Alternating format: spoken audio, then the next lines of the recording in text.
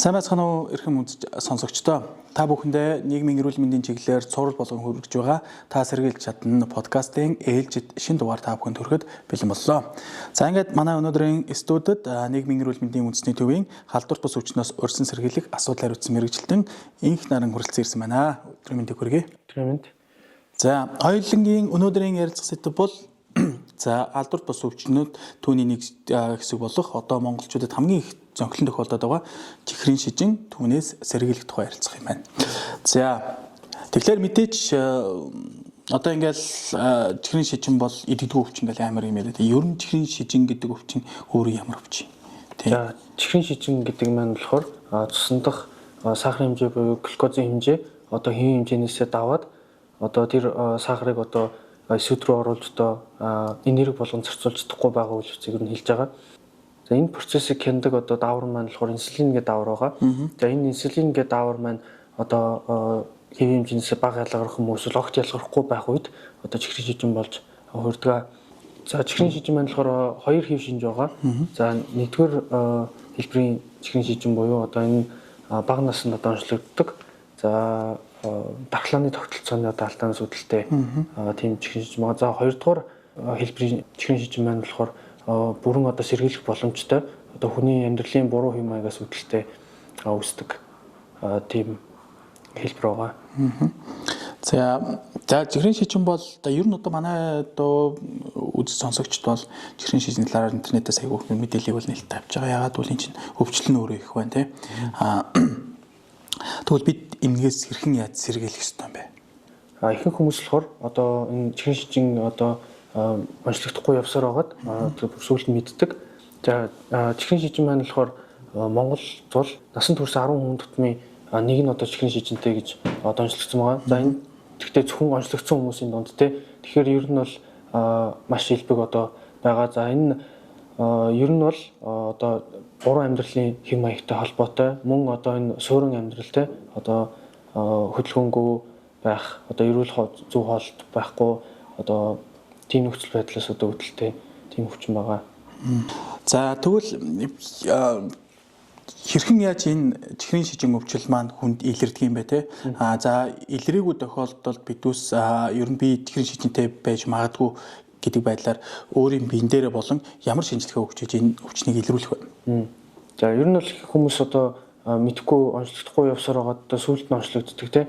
Тэгэхээр одоо шинж тэмдгүүд бас байгаа. Ам цангах, ядрах, цулдах, жин хаях, турах те.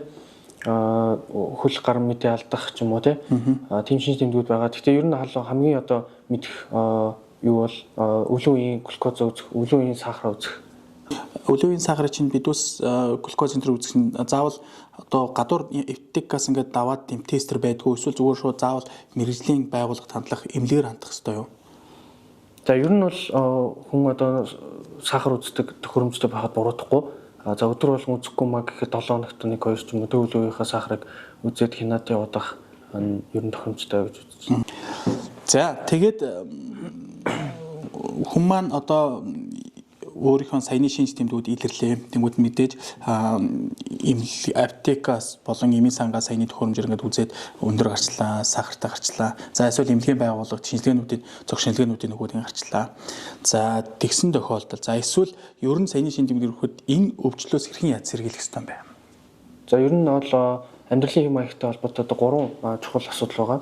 Үүнд нь болохоор эрүүл зөв хооллолт, дасгал хөдөлгөөн, тэгээд стрессээ зохицуулах За стресс маань болохоор инсулины эсэргүүцлийг нэмэгдүүлдэг. Тэгэхээр бас энийг хянах нь бас чухал. Эрүүл зүй хоолтын хувьд болохоор за чихэр гурлан бүтээгдэхүүн будаа багасгах те. Одоо нүүрс устай идэх уух зүйлээ багасгах. За энэ уух зүйл нь одоо чихэрлэг ундаа те газтай ундаа багасгах. За тэгээд төлхөө одоо энэ эслэгээр баялаг одоо жимс ногоо хэрэглэх энэ орж байгаа. Ер нь яг бидөөс ингээд өдөр тутамдаа бол хоолны яраас ч юм уу ямар нэг тохиолдолд ам цаг тохиолдол бол газ тавндаа бол баяг төгтөнд хэрэглэдэг. Үнэхээр яг газ тавндаа чихрийн шижин өвчнийг өдөөдөг тэр өвчлөл үүсгдэг одоо бүтээгдэхүүн юм уу? Яхааргүй мөн яг гэвэл одоо газ тавндаа чинь тэр чигтэл бараг сахар тий. Дан ганц газ дондаа гэлтгүү. Одоо чихэрлэг бүтээгдэхүүнийг ер нь бол хэрэглэхгүй байвал зүгээр. Тэгээд хэрэглэсэн тохиолдолд одоо бага хэмжээгээр юм уу хэрэглэхтэй. За ягаад гэвэл энэ газ дондаа энэ чихэрлэг бүтээгдэхүүн маань болохоор одоо цусндах глюкоз сахарын хэмжээг одоо маш эрчимтэй хурдан хугацаанд нэмэгдүүлдэг. За тэгэхээр ер нь бол татгалцсан зүгээр. За хэрвээ чихрийн шижинтэй ингээд би одоо эмчилгээ шалгоогоор ингээд чихрийн шижинтэйгээд гарчлаа. Тэгэх юм бол хүмүүс нэг ойлголтгоо шүү дээ, энэ өвчин бол идэгдгүү өвчин гэдэг нь ойлголтгоо тий. Тэгтээ дөрвөө одоо чихрийн шижинтэй гарчих юм бол түрүүчийн таны хэлдэг зөвлөгөөний дагуу нөгөө дасгал төлөвлөгөө гэхээр энэ өвчин маань идэх үү тий. Яах ёстой болоо энэ өвчнөдтэй тэмцэхийн тулд. Ер нь бол идэхгүй. Гэхдээ өрсөн сэргийлэх 100% боломжтой. За тэгэхээр тусан тохиолдол бол одоо дандаа зөв амьдралын хэв маягтай яваад одоо хянах тийм арга хэмжээ аавна. За харин тусаагүй бол та одоо яг 100% одоо сэргийлэх боломжтой. Тэгэхээр ер нь эрүүл амьдралын зөв хэмжээтэй байж одоо энэ өвчнөөс одоо 100% одоо сэргийлж чадна. Насны хязгаар гэж байх уу энэ өвчлөл те эсвэл хүүсийн юу ч гэдэг юм уу тийм зүйл байдгүй гэж эмэгтэй хүн бол харьцангуй чихрийн шижин баг тусахгүй байх магадaltaй гэдэг юм уу хүүхэд бол тусдаггүй гэл ер нь бид нэг нас ах тусан ямар нэг өвчлөөр өвчлөх магадлал ихсдэг шүү дээ те тэр талаар бас үлвэл за ер нь бол ихэнх тохиолдол бол одоо 40-оос дээш насны хүмүүст одоо чихрийн шижин голцоо илэрж байна. Тэгвэл одоо сүүлийн үед болохоор одоо энэ чихэрлэг бүтээгдэхүүн одоо өргөн дэлгэрсэнтэй холбоотой одоо маш залуужж байна. Зарим хүүхдүүд одоо 2 дугаар хэв хэмжээний чихрийн шижинтэй болж байна тийм. Тэгэхээр ер нь бол одоо хин одоо эрэгтэй эмэгтэй хүүхэд залуугүй одоо бүгдээр л ер нь эрсдэлтэй. Тийм болохоор одоо бүх хүмүүс бүх насны хүмүүс одоо эрүүл зөв амьдралын хэв маягаа эрүүл зөв амьдралын хэв маягтай байх шаардлагатай болж байгаа юм. За Викторийн ер нь ярилцах сэдв бол чихрийн шижин өвчнөөс хэрхэн яаж сэргийлэх вэ гэдэг талаар ярьж байгаа тийм. Тэгэхээр сэргийлэх мэдээллийг бид бас хаанаас авах нь зөв бэ? Хэрхэн яаж одоо сэргийлэх вэ? За ер нь бол баттай их сурвалжуудаас одоо мэдээллүүдээ авах боломжтой. Одоо интернет сошиал орчин хөгжсөн тийм. За эрүүл мэндийн яамны веб хуудас, Facebook хуудас, за дэлхийн эрүүл мэндийн байгууллага, за хэрвээ одоо англи хэлтэй бол тийм гадаад их сурвалжууд байна. За тэгээд манай нийгмийн эрүүл мэндийн үндэсний төвийн веб хуудас пэйж хуудас бас байгаа. Тэгээд энэ дээр зөвлөгөө мэдээллүүд байнга оруулж идэг. За тэгээд энэ эрүүл мэндийн одоо мэдлэгээ дэвшлүүлснээр хүн бүр одоо энэ ойдэр төвчнөөс одоо өөрсдөө сэргийлж чаднаа гэж үзэж байна.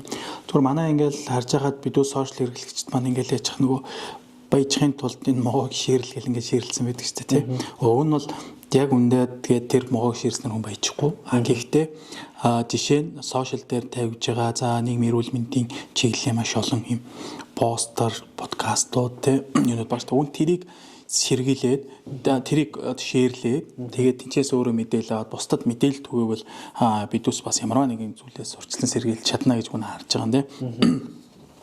За тэгээд бас бид хоёрын ярилцах цаг маань ирээд өнөөдөр өндөрлөж байна. За хамгийн одоо зүгээр сэргийлэхээс гадна энэ өвчний аюул нь юу хэлээ гэдэг талаар дуртаас тэг хүмүүс болохоор тэгэл чихрийн шижин тэгээд зөв амьдралын хэм маягтай ингээд яваад хат болондоо гэсэн нэг юм ойлголттой буруу шалгалтай байж магадгүй те. Энд чи аюултай идэгдгүү өвчнтэй бидний хувьд бол тэгж ойлгож байгаа. Тэгэхээр энэний хор хөнөөл их шүү гэдэг баг яг подкастыг үзэж байгаа хүмүүс та нэг ойлгуулвал. За чихрийн шижин өвчин маань одоо бүх одоо эргэтэн системд сөргөөр нөлөөлдөг. За тархины одоо харвалт өгж байгаа хүмүүсийн одоо ихэнх 70% нь бараг чихрийн шижинтэй байдаг. За тэгээд хараа муудах, сохрох, за бүр цаашлаад одоо хөл гараа тайруулах одоо тийм бүр хүндрэлтэй. Тэгэхээр энэ өвчнөөс одоо өрсөн сэргийлэх нь зайлшгүй бас хэрэгтэй байгаа юм аа. За баярлалаа. За бидний урилгыг хүлээн авч хүрэлцэн ирсэнд маш баярлалаа. Тэгээд бид энэ удаагийн сэдвээрээ чихрийн шижин тухайн өвчнөөс хэрхэн сэргийлэх талаар мэдээллийг хүргэлээ. Та бүхэнд бас энэ подкастыг үзснээр энэ аюул өвчнөөс сэргийлэх боломж байгаа гэдгийг бас ойлгосон гэдэгт итгэлтэй байна. За таны ажилд өндөр амжилтыг хүсье. Бид дараагийн подкастаар өөр сэдвээр эргэн уулзах болно. За баярлалаа.